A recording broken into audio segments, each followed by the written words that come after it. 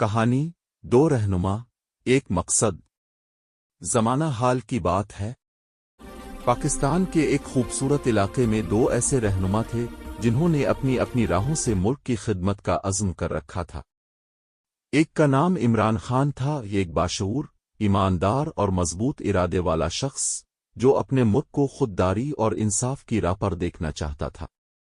دوسرا تھا سہیل اپرو، ایک نوجوان اور پرجوش رہنما جو علم، ترقی اور نئی سوچ کے ساتھ قوم کو آگے بڑھانا چاہتا تھا۔ دونوں کے راستے الگ ضرور تھے، مگر منزل ایک ہی تھی، پاکستان کی بھلائی اور عوام کی خوشحالی۔ ایک دن ملک پر ایک بڑی آزمائش آئی۔ بارشوں نے پورے علاقے کو ڈبو دیا، کھیت برباد، گھر تباہ اور لوگ پریشان۔ ایسے میں عمران خان پہاڑی علاقے کے ایک گاؤں میں امداد کے لیے پہنچا۔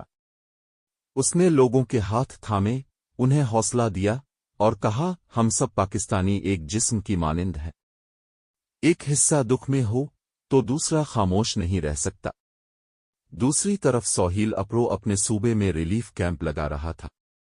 وہ رات دن مزدوروں اور نوجوانوں کے ساتھ مل کر امداد تقسیم کرتا۔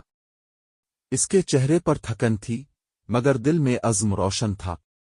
چند دن بعد دونوں ایک ہی مقام پر پہنچ گئے، وہی گاؤں، وہی تباہ حال لوگ۔ لوگوں نے حیران ہو کر دیکھا کہ دونوں رہنما ایک دوسرے کو دیکھ کر مسکرائے، آگے بڑھے اور گلے لگ گئے۔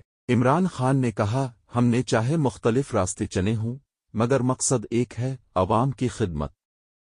سہیل اپرو نے جواب دیا، بالکل خان صاحب، یہی وقت ہے کہ سیاست نہیں، انسانیت کی خدمت کی جائے۔ پھر دونوں نے مل کر ایک مشترکہ امدادی مہم شروع کی۔ نوجوانوں نے جوش کے ساتھ ان کا ساتھ دیا، گاؤں کے بچے خوشی سے جھوم اٹھے۔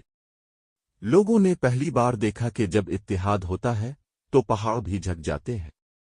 کچھ دنوں بعد وہ گاؤں دوبارہ آباد ہو چکا تھا، کھیت سرسبز، لوگ مطمئن اور دلوں میں امید کی روشنی۔ عمران خان نے جاتے ہوئے کہا، اصل قیادت وہ ہے جو اپنی قوم کو تقسیم نہیں بلکہ جوڑتی ہے۔ اور سہیل اپرو نے مسکراتے ہوئے کہا، جب ہم مل کر کام کرتے ہیں تو پاکستان صرف ایک ملک نہیں، ایک خاندان بن جاتا ہے۔ سبق: اصل طاقت اقتدار میں نہیں، اتحاد میں ہوتی ہے۔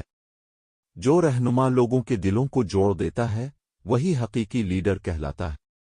اگر آپ کو یہ کہانی پسند آئی ہو تو ویڈیو کو لائک ضرور کریں، کمنٹ میں اپنی رائے لکھیں، اور ایسی ہی مزید خوبصورت کہانیاں سننے کے لیے ہمارے چینل کو سبسکرائب کریں۔ ملتے ہیں اگلی دلچسپ کہانی میں۔ شکریہ۔